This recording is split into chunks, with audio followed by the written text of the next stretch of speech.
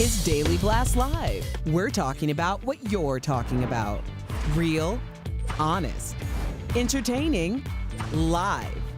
DBL starts right now. 3, 2. Welcome to Daily Blast Live. It's Tuesday, October 15th. I'm here with Steph and Brandon. I'm Erica. Jeff has the evening off. I just want to call her Jonesy all the time. I'm here with Jonesy, Steph and Jones. All right, let's get started. It's official. Felicity Huffman is in the Clink. That's right. She started her 14-day prison sentence today for her part in the college admissions scandal. She's in a low-security, all-women's federal prison in Northern California. And Brandon, I know you did a little recon on this, and what she's facing is absolutely devastating. Can you elaborate more on that? You know, Erica, it's so posh, as Stephanie would say. I can't even call it the Clink, because this place, if you get yourself in trouble in a 14-day prison sentence, you get forklift training, computer programming, art therapy, and parenting classes to teach yourself how not to cheat on your daughter's SATs. There's also knitting and meditation if you want to woosah, and there's some sweet smelling gardens and tennis courts so you can get your backhand on. Ooh, the love. Yes, and on weekends, catch this. You can watch PG-rated movies like Oh the Yeller. Can we get a round of applause for the Clink? Well, let me tell you why it's called the Clink now. Because that's the sound that the champagne glasses make. It's not the one. When they cheers during happy hour. So needless to say, her 14-day sentence is not going to be as strenuous as we all thought that it was going to be. My question is, why do prisons like this even exist? But I think we have the answer, because I think rich people know that they could possibly end up behind bars too. Not that this prison has bars. And they want a place that's more suitable to the lifestyle that they've become accustomed. Are there prisons like this in the UK? Not that I'm aware of, no. I mean, there are prisons where you can watch television, and there are prisons where you can like play PlayStation, you know, gaming things. Yeah. But I mean, this is kind of ludicrous, right? Yeah. And I mean, I'm very happy with how Felicity's like handled the majority of this, and you know, she's been very upfront and honest, and she's held her hands up. But is this really a punishment? No, this sounds like the kind of place I would pay a lot of money for, to go on like a spa, meditation, a bit of yoga weekend. I gotta tell you, one person is definitely happy about this, and that's got to be Lori Loughlin, because she's already in a little cell of her own.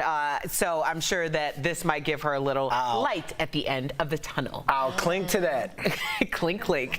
Well, all the dirty laundry is coming out against Oscar-nominated actor Jeremy Renner. He is in the middle of a nasty child custody battle with his ex-wife, and things are reportedly going from bad to worse. The Daily Mail says his ex-girlfriend are coming out of the woodwork, saying he left baggies of drugs around the house, had threesomes, and sent dirty pics on a secret Snapchat account.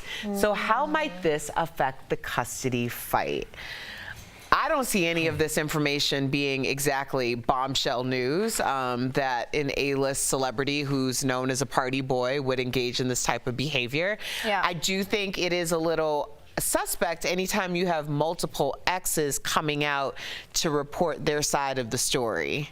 I mean, let's be honest, is a bit of a rude selfie, a bit of a Snapchat going to stop him seeing his child? No. I mean, look at Anthony Weiner. He sent plenty of those. Yeah, I mean, and it took a long time for it to catch up with him. The thing I don't like about this is that I read that he left bags of cocaine on the side of his bathroom where his young daughter Ava could actually easily access them, reportedly. I mean, this is all alleged, so we haven't had confirmation on this, but this is what the rumors are. And if that's the case, then that to me is very concerning. Yeah, what's concerning is how this information is getting out like this, because if you're supposed to be a girlfriend, or you're supposed to be some woman that he's engaging with and all, why is it your business now? Now, the only thing I have a problem with out of all of this is, like you said, the coke bags, you know, possibly being around, and all this is alleged, by the way. Yeah. We have to make sure we put that out there. But when is there ever going to be something where it's like, if you're doing something with someone and you're both doing some sort of dirt, when is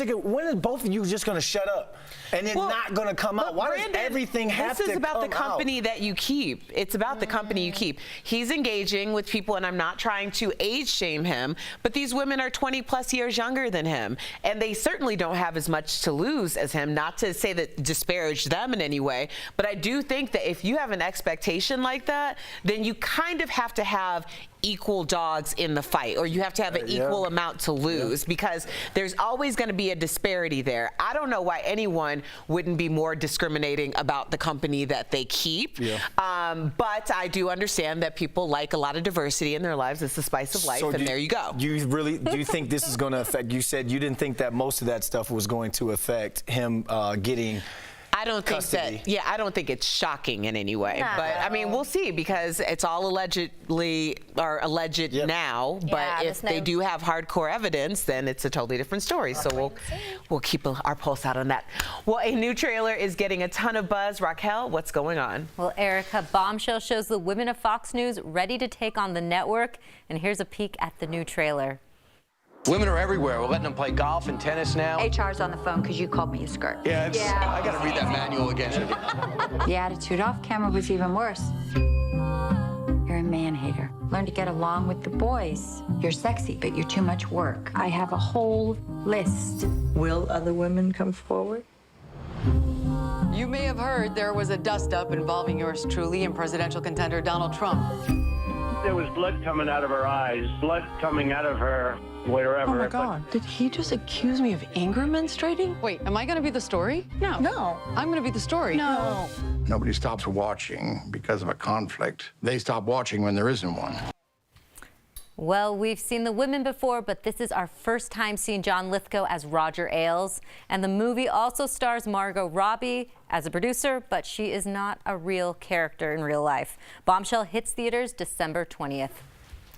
Wow. I really do want to see this. I don't know if I'll make it to the theaters, but I do want to see it. But it ain't coming out on Netflix. Eventually it'll have to come to me. This is going to be a bombshell. But watching that trailer, how do you two women feel after watching that trailer? Well, I feel like I really want to see it. I want to know more about the story. I want to see how all the characters are portrayed, both the fictional characters like Margot Robbie and like Nicole Kidman, obviously playing true characters that actually had to live and breathe this every single day at Fox News. So I'm on countdown. I've been waiting for this for a long time. We played the trailer, what now?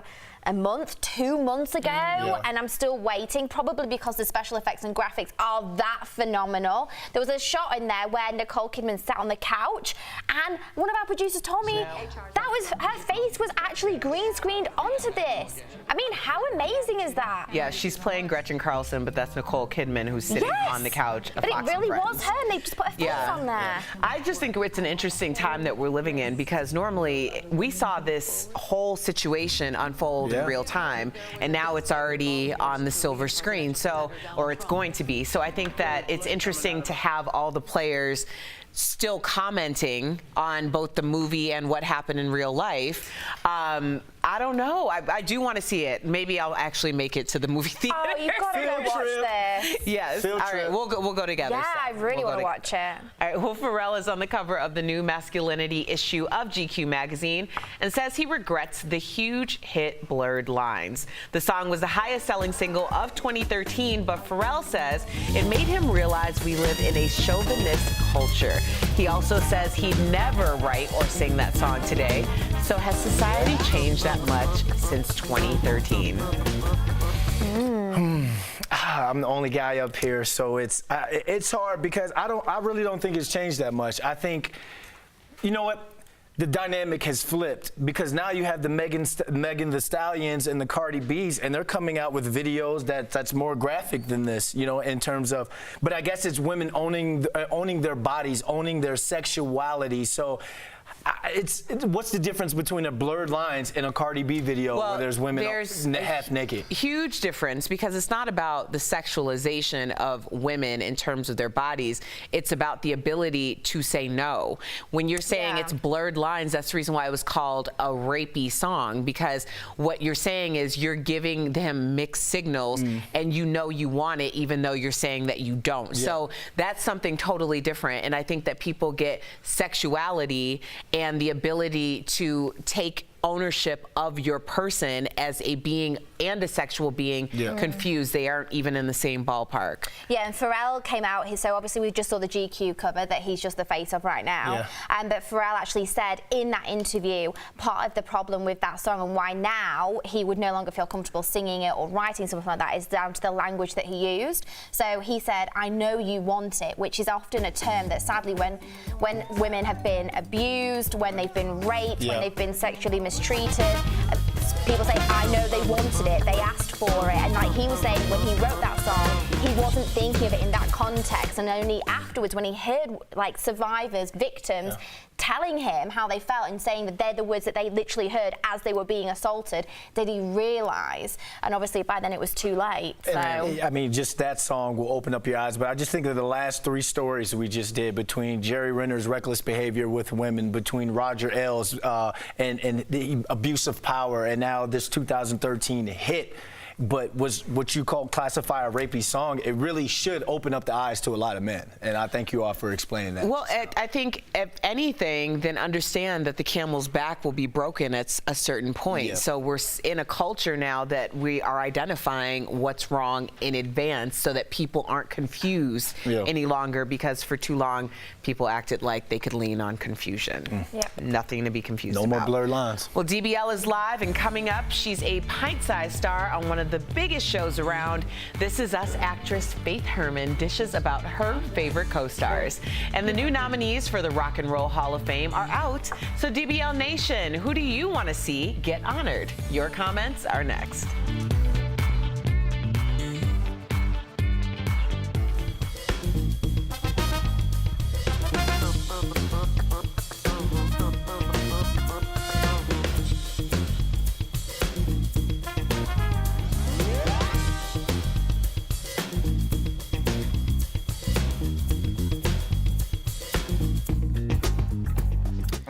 So we were just talking about Pharrell Williams and his cover in GQ and the article that just came out the other day, and it was all talking about what is the new masculinity and what does that look like. And GQ had a lot of negative comments because they were saying, why did they use Pharrell? But if you actually take the time to read the interview, really good interview. Oh my God, it was actually a fantastic interview.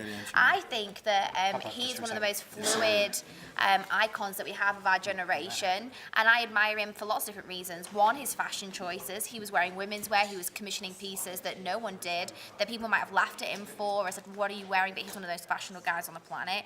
Two, because look at how he's conducted himself with blurred lines and coming forward and saying, you know what, I've learned so much with the Me Too movement. I wrote those lyrics, I wrote that song, and I see now how it could be perceived in different ways. And I mean, like, he is a fantastic, why not him? But I still feel as though, because like we said yesterday, masculinity is subjective. I still think they should have used, let's say, 4 different people had 4 different covers. Right. You know, because you could have had Pharrell and his big tent that he's wearing, which is, like you said, that's fashion. But to people in Wisconsin, to people in Michigan, that might not be fashion. So there could be another man that's more of a brawny man that still sticks up for women's rights, that still, you know, who doesn't infringe on women's bodies and all. You can use one of those guys. You can use The Rock, the big muscly guy, and then you can use your everyday sports jock guy, and still, they're still finding ourselves in a way. Like I've redefined my definition of masculinity I'd say this last 2 years, especially this last year being a DBL with a lot of the stories and topics that we cover. So I really think that, I think the interview was great. I think Pharrell was a great choice, but there could have been more representation for masculinity. But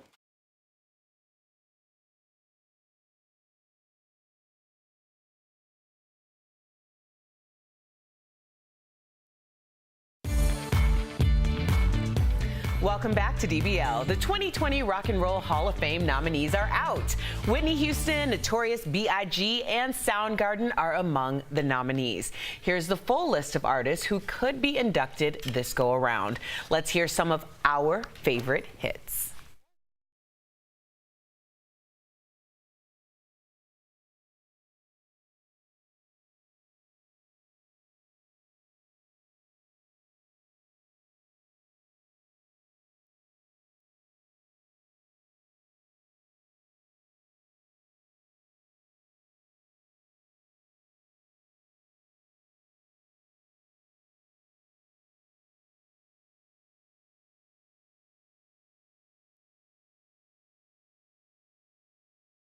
So DBL Nation, it's time for you to weigh in. Who do you want to see inducted into the Rock and Roll Hall of Fame?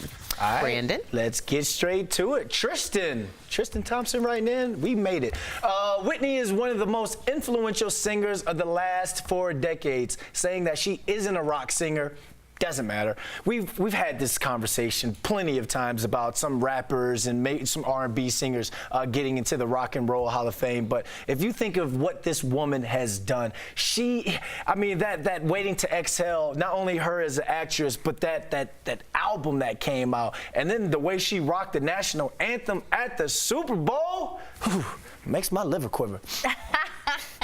Stephanie laughed. Justin says B.I.G. earns a spot in the Hall of Fame. He and Tupac helped shape rap in the 90s. I agree, and I was shocked to see that Whitney already wasn't in there. Like, what's that about?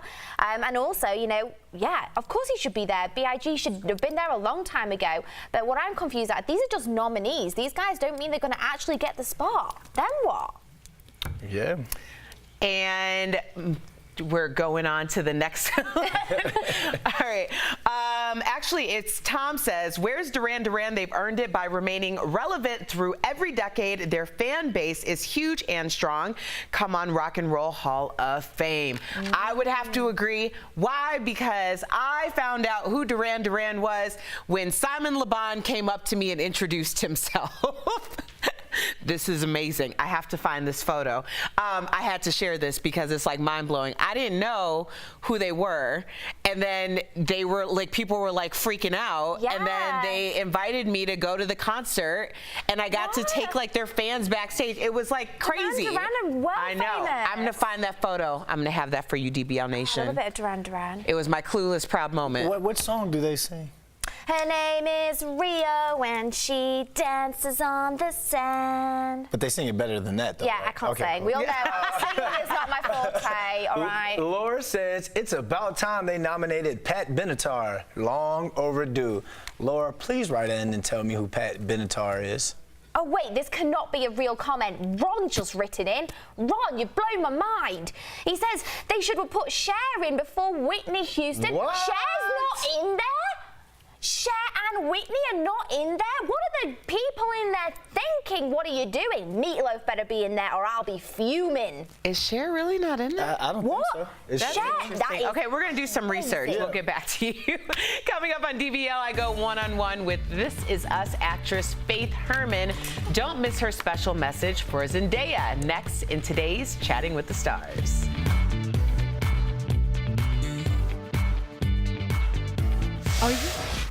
Here are today's headlines you may have missed. Cuba Gooding Jr. is facing more charges and more accusers. 14 women have come forward and accused the actor of inappropriate behavior. Today in court, he was charged with 4 counts of forcible touching and third-degree sexual abuse. Cuba has pled not guilty. He'll be back in court in December. Now, The Matrix is coming back with its original stars, but someone new is joining the cast, and I just can't get over it. Neil Patrick Harris has a role in The Matrix 4. Barney being besties with Neo and Trinity. Now that is the best episode of How I Met Your Mother yet. And country fans, listen up. The Stagecoach lineup is out now, and it features Carrie Underwood, Eric Church, Billy Ray Cyrus, and my personal favorite, wait for it, Lil Nas X. Now I can get behind this Old Town Road.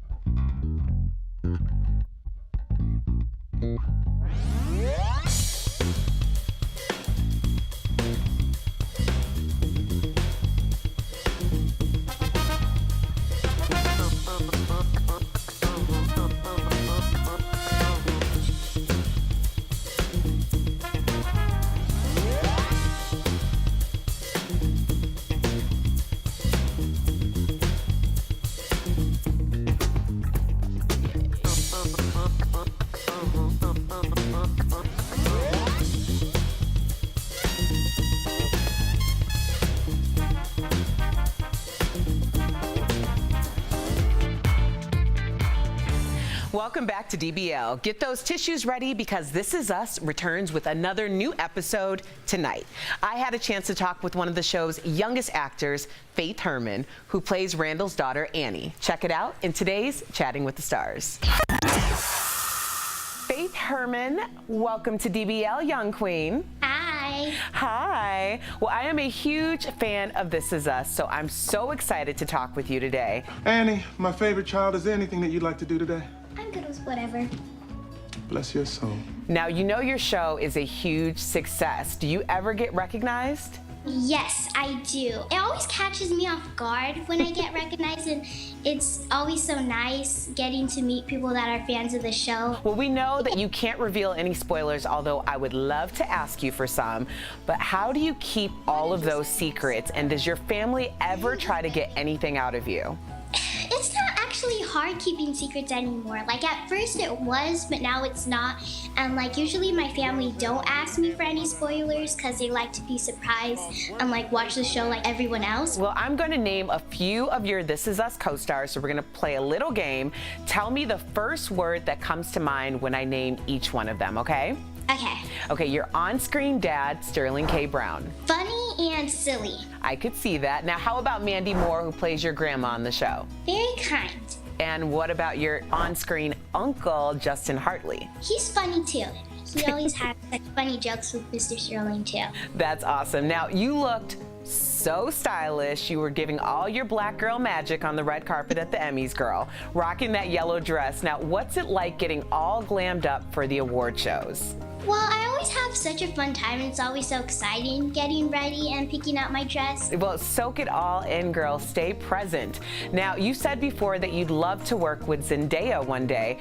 I am a big believer in the power of manifestation, so let's put this out into the world, shall we?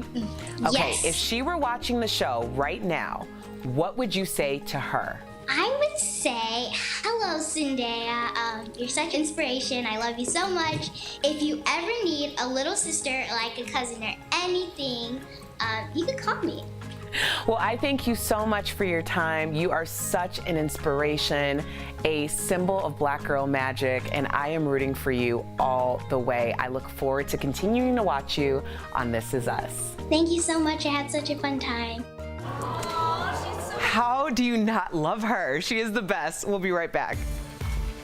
Promotional consideration is brought to you.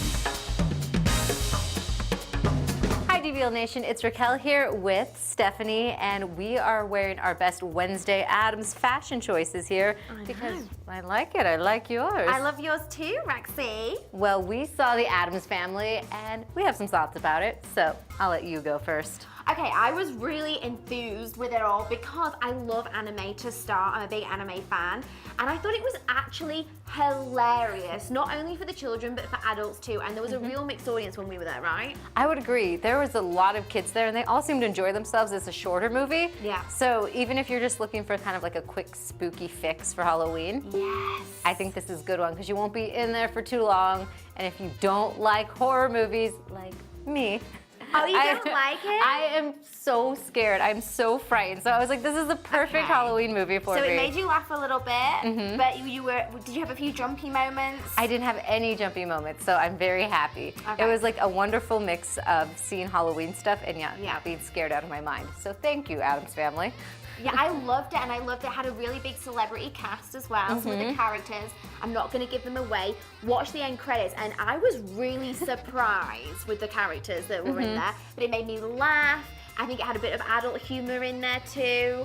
And I just loved the storyline, and the pacing was good. I agree. I think it's perfect for Halloween. Okay, Steph, I have to know, would you rent it? Would you see it in theaters again, or would you skip it altogether?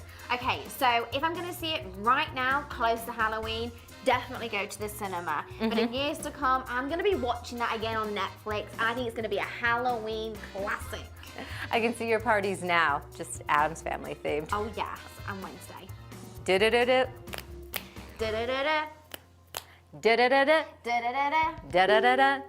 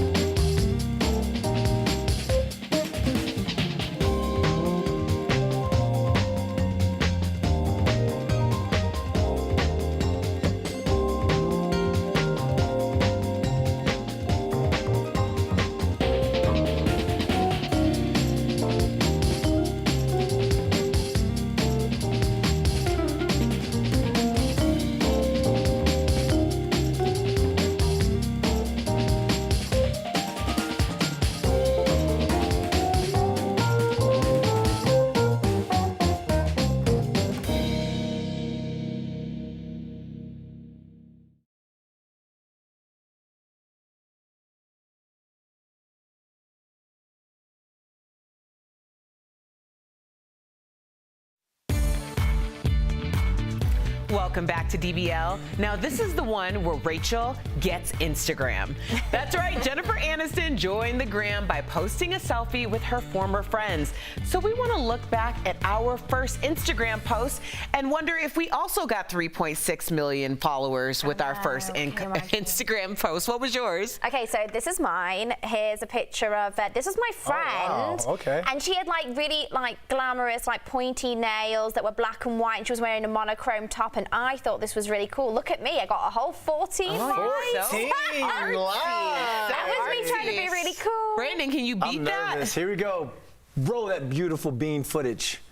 That's my little 5 likes. Oh, he deserves so much My more. little brother, man. He's a senior at Maryland now. Mine wasn't even a person. Mine was just what I was doing that night. And that guy. You got 19 likes. Okay, I got to show this photo really quickly because we were talking about Duran Duran. I had to like flex on this because this blew my mind. Who Simon Le Bon was. Oh my God. Okay, so he's like, hey, are you coming to the concert? And I was like, no, I got to get up early. And he's like, you should come. Bring your friends. So I went to the concert. I brought these 2 women who had been childhood like fans, and it was like the best night ever. How many likes did you get for that one? I bet a lot. We'll see you tomorrow.